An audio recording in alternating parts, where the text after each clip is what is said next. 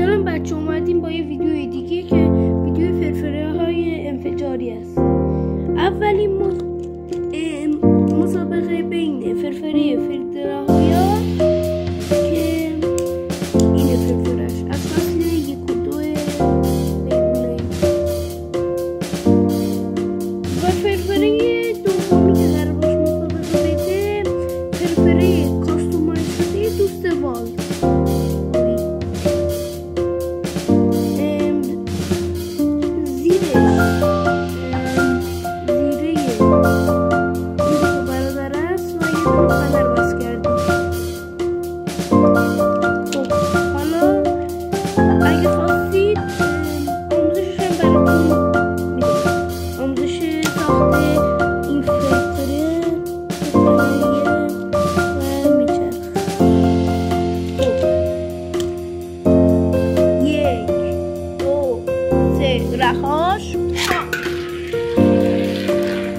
رهاش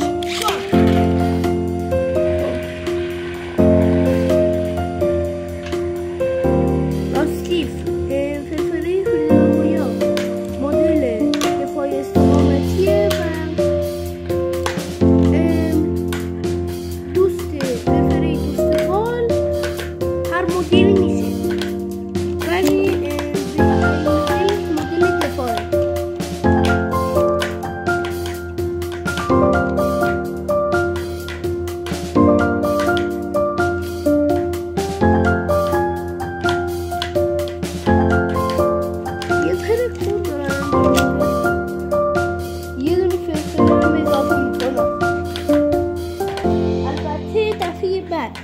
دفعه بعد 3 تا میندازم. الان نمیشه اضافه کرد.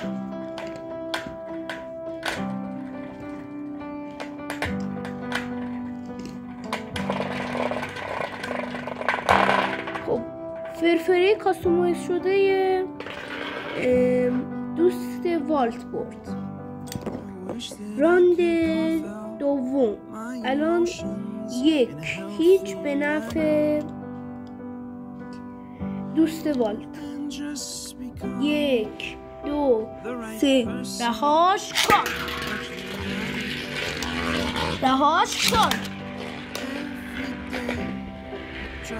فرفره فیلدراهایا یه ذره صدا میده، ولی فرفره کاستومایز شده یه من چون زیرش پلاستیکه یه ذره نرم‌تره، صدا نمیده. حالا دوباره صبر کنم بازشون تموم شه.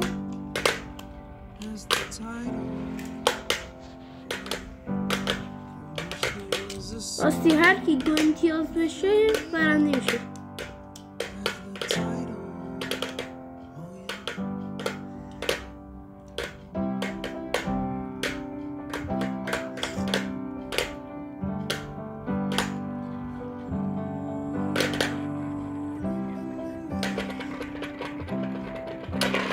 و دوباره میبره این بازیکن.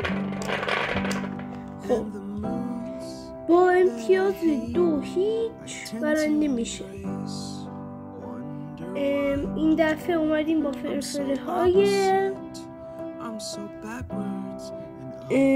راک دراگون از فصل 4 و دوباره فرفره فصل دوم فیلدراهایا. خب 1 2 3 رهاش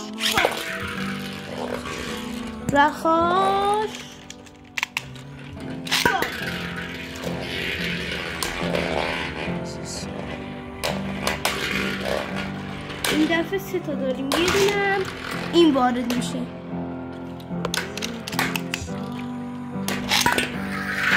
این کمی اول در اومد رفت با خودشون ور.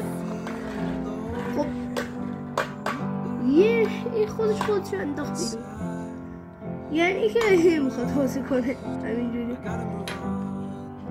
بازی بین این دوتاست، این که باخت کلا.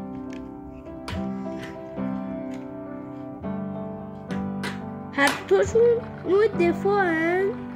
الان بازی استقامته. مونده کی ببره.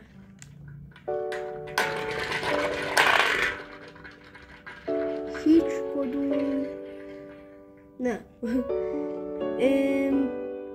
یه امتیاز با پایان معمولی به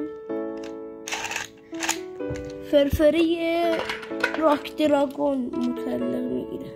ببخشید پشت صحنه یه اتفاقی افتاد.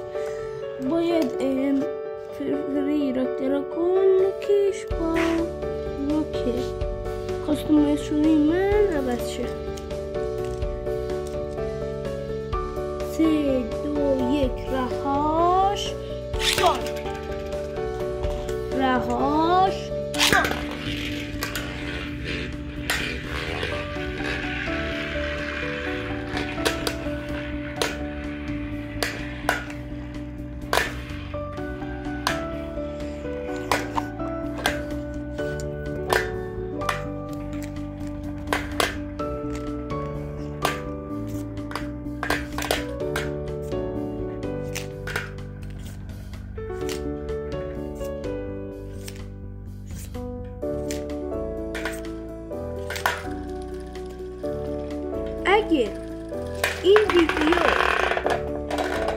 اگه این ویدیو به 20 تا لایک برسه و 50 نفر بازدید کنن، نگاش کنن، آموزش کاستومایز کردن فرفره ها هم بهتون میگم. یعنی مثلا کاستومایز کردن این، کاستومایز کردن مثلا این، یا مثلا کاستومایز کردن فرفره ها دیگه یاد خواهم داد. و الان میبینید که باخت، راک دراگون باخت. فکر کنم اگه اشتباه میگم تو کامنت ها بهم بگید. و همین بود. اگر 100 تا لایک بخوره کارت دوم اینو میذارم. اگه 20 تا لایک بخوره 50 تا بازدید بگیره آموزش کاستومایز کردن بهتون میدم. خدا نگهدار فعلا.